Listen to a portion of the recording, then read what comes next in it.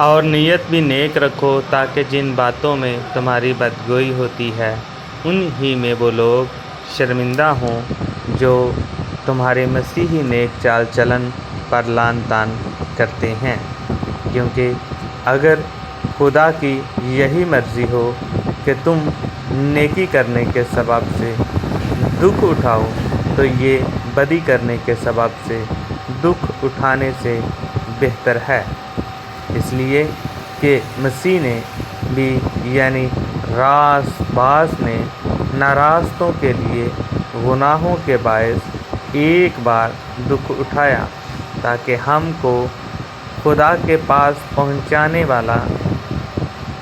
جسم کے اعتبار سے تو مارا گیا لیکن روح کے اعتبار سے زندہ کیا گیا۔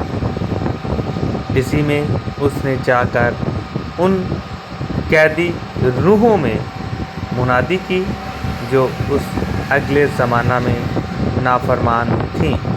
جب خدا نوح کے وقت میں تحمل کر کے ٹھہرا رہا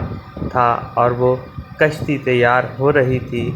جس پر سوار ہو کر تھوڑے سے آدمی یعنی 8 جانیں پانی کے وسیلہ سے بچیں، اور اسی پانی کا مشابہ بھی یعنی بپتسمہ یسوع مسیح کے جی اٹھنے کے وسیلہ سے اب تمہیں بچاتا ہے۔ اس سے جسم کی نجاست کا دور کرنا مراد نہیں بلکہ خاص نیت سے خدا کا طلب ہونا مراد ہے۔